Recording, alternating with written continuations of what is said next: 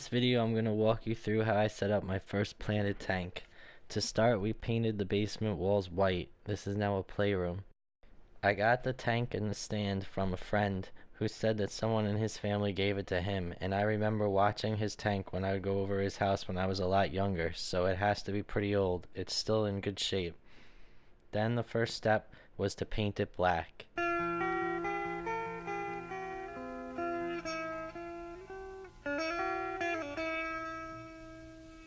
I got a chameleon cage that my friend built that I painted black also. I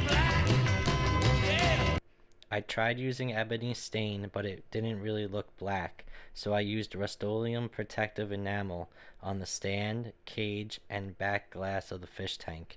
Don't use latex on glass, it will peel right off. I painted right over the wood without sanding. I just wiped everything down with mineral spirits first. The lights are a 2-pack off Amazon, 6500K daylight spectrum. I will link it down below. The driftwood I collected off the beach in Montauk. I boiled it and then let it sit in a bucket with a rock holding it down. I changed the water every week. The one piece of driftwood took about a week to sink, and the other one has yet to sink. It's been about a month. Next step was to add the substrate and fill the tank with water. I added a heater and let it cycle. The Fuvel 405 I got with the tank leaked, and I bought new O-rings, tried Vaseline, nothing would stop it. It just kept getting worse and worse every time I opened it. So I bought a cheap Sun canister filter off the internet. A few days later, I went to my local fish store, Aqua Hut, to get fish to cycle the tank and get the bacteria going.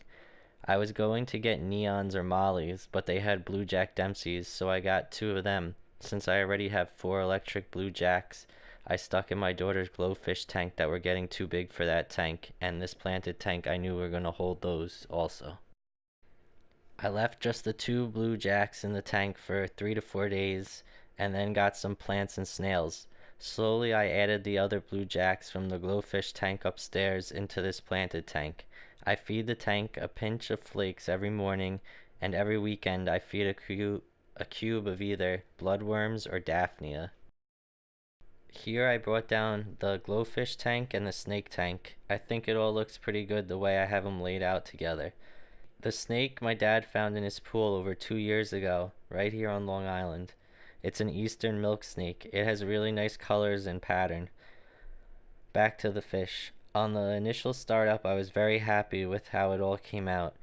It was beautiful and way different from the coral tanks I am used to. Everything really popped against the black background. This is the first time I have ever tried keeping plants.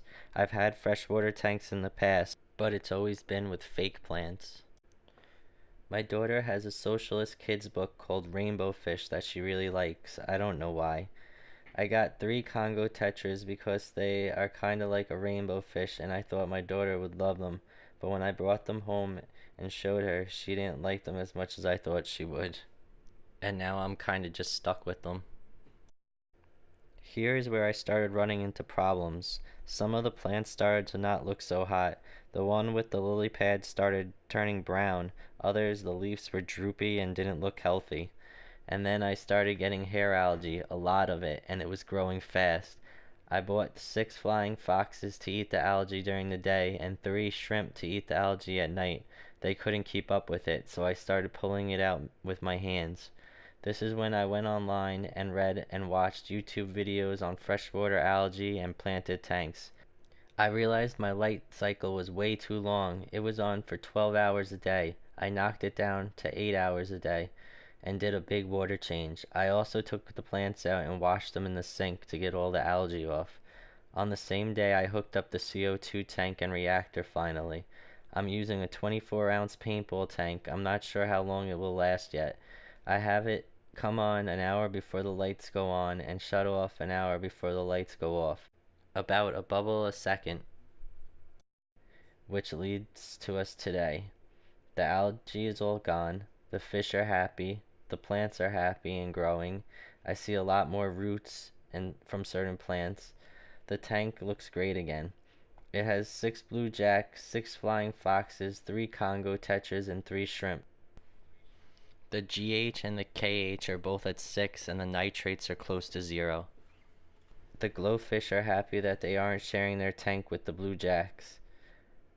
I'm still learning a lot about planted tanks, so please leave your suggestions down below. Let me know if you would be interested in seeing tank tours of my other systems also. I have a lot of other saltwater tanks that I can show you. Now I'm going to leave you with a video that I took just yesterday. Please like and subscribe, and thank you for watching.